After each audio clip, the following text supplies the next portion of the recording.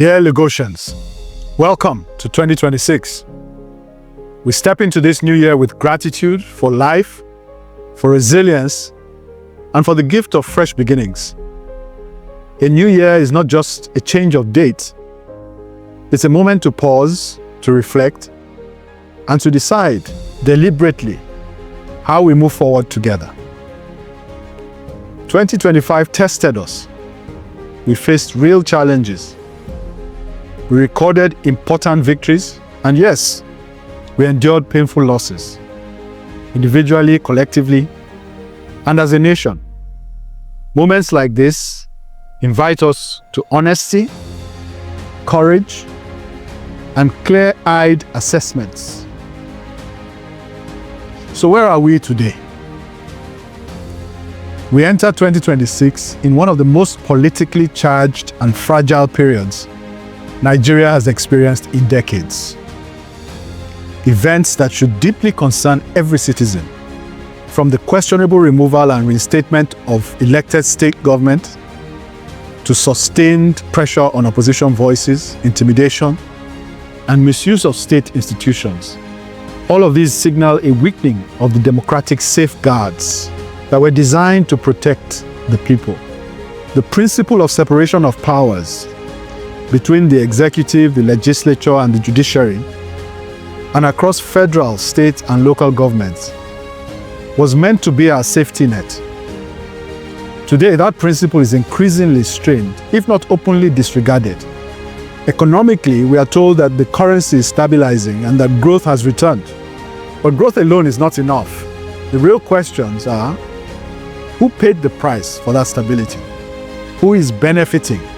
And who has been left behind? Poverty has risen to historic levels. Most Nigerians now live with multi-dimensional poverty. At the same time, new tax laws are being introduced. Amidst widespread public concern, unresolved allegations of irregularities, and confusion over multiple versions of the law that is said to now be enforced. All of this is unfolding against a backdrop of visible waste, excess, and inefficiency in government officials, deepening public frustration and eroding trust. Socially, our divisions have grown sharper. Not since the Civil War, actually, have we seen ethnic and religious fault lines that feel so raw. Instead of being managed as sources of strength and diversity, these differences are increasingly being exploited and amplified for narrow political gain. And on Christmas Day, amid persistent insecurity at home, Nigerians awoke to the news that the President of the United States had announced missile attacks on Nigerian soil. This is an extraordinary moment that should give us all pause. Now consider these realities. According to World Bank data, a child born in Nigeria today faces one of the lowest life expectancies in the world and has among the lowest chances across the globe of surviving to age 5.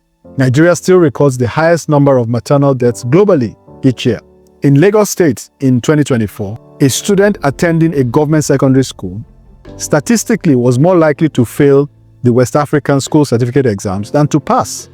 Most Lagos residents live in informal settlements, many in slum settlements, without reliable access to clean water.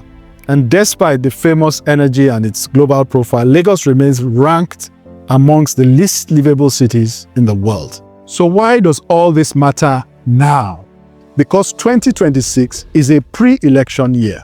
So in just about 1 year from now, the responsibility that defines a democracy will return fully to you, the citizen. You will be asked to decide who you trust to make far-reaching decisions on your behalf for the next 4 years. That process has already begun. Now, you may see things differently from how I have described them here, and that is expected. Democracy allows for disagreement. What it does not allow for and what we must avoid is disengagement. So if you are satisfied with the current direction, then vote to sustain it when the time comes. But if you are not, if like me you believe that Nigeria and Lagos can do better and must do better, then you have not only the right, but you have the duty to seek alternatives, to ask hard questions, to organize, to participate, and to vote to make a different choice.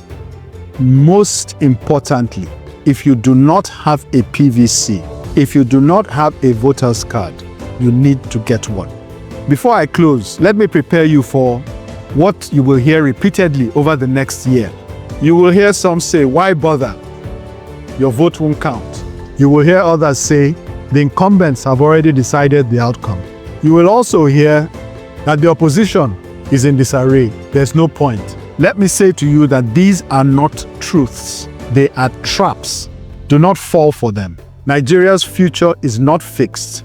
Lagos's future is not sealed. A great nation is built not by spectators, but by citizens who choose to act. So by our actions, yours and mine, or by our silence and inaction, we will decide what comes next.